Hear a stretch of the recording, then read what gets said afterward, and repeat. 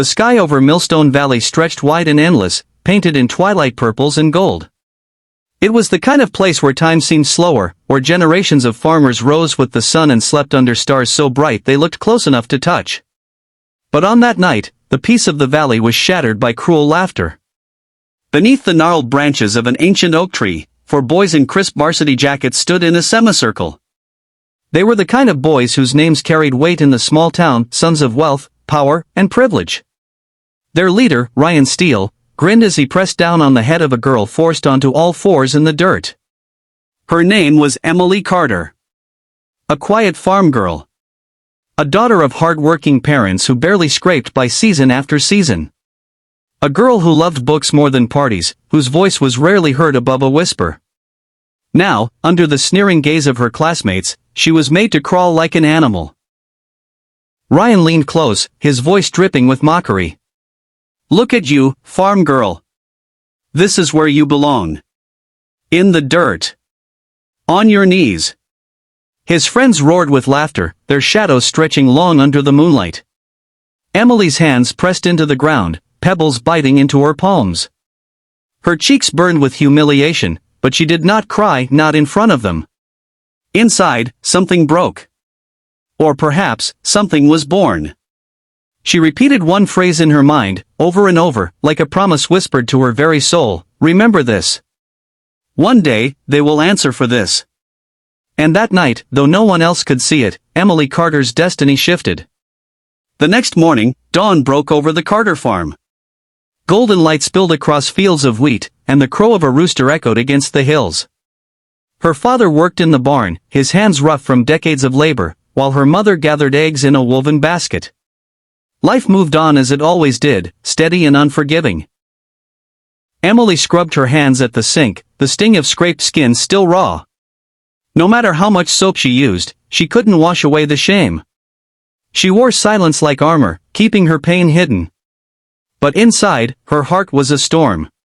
To the world, Emily was still the quiet farm girl. But in her chest, a fire burned.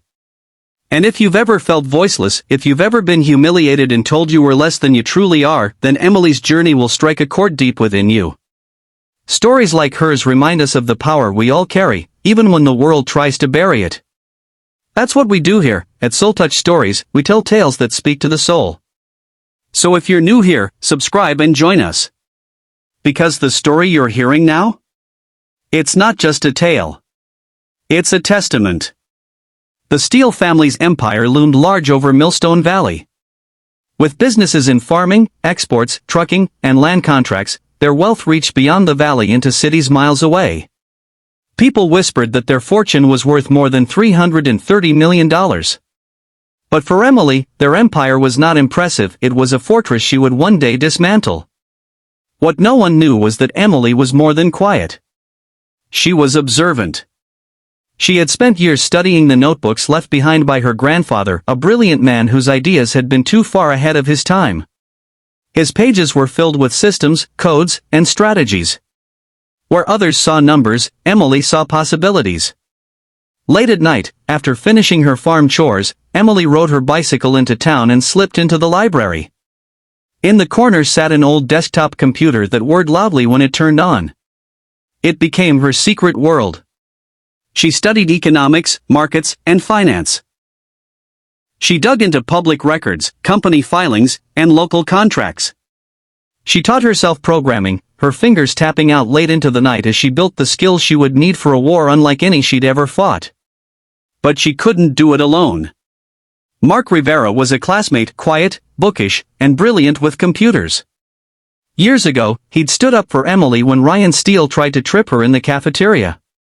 It was a small act, but Emily never forgot it.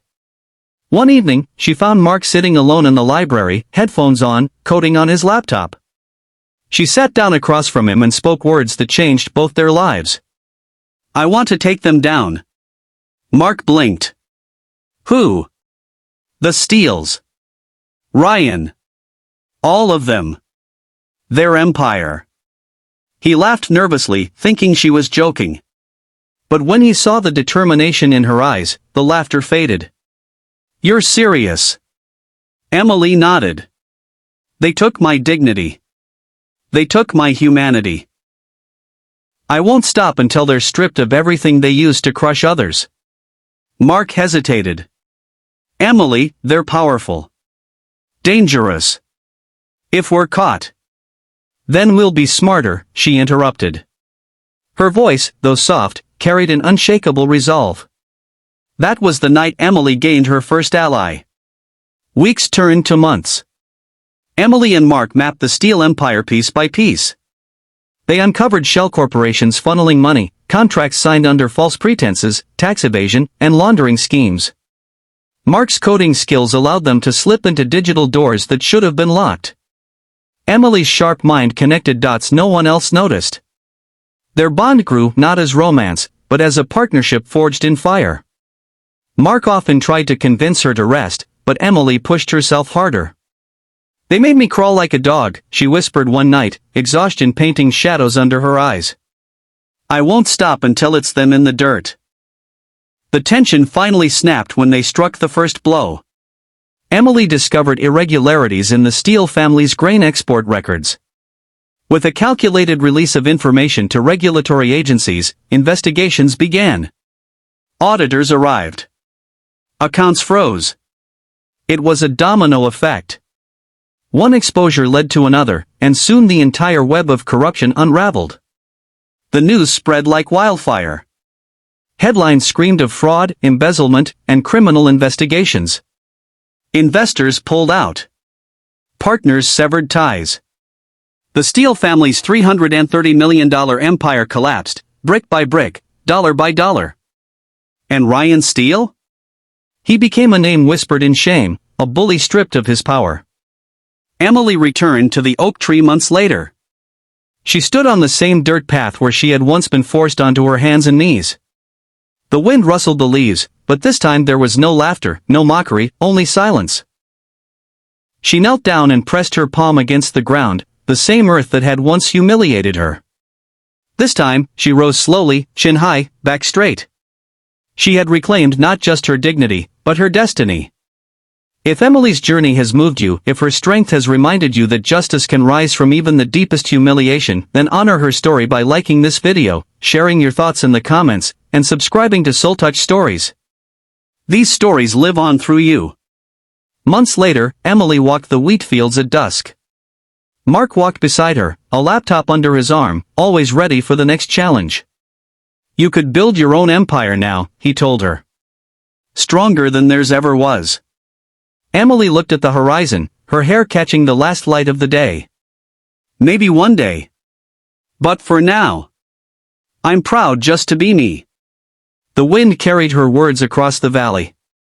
Because Emily Carter had proven something timeless, the quiet ones are often the strongest.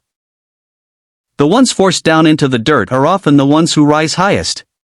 And sometimes, the most powerful revenge is not cruelty returned, but dignity reclaimed, stronger and unbreakable. No matter how hard they try to bury you, remember this, you are a seed. And seeds, when buried, do not die. They grow.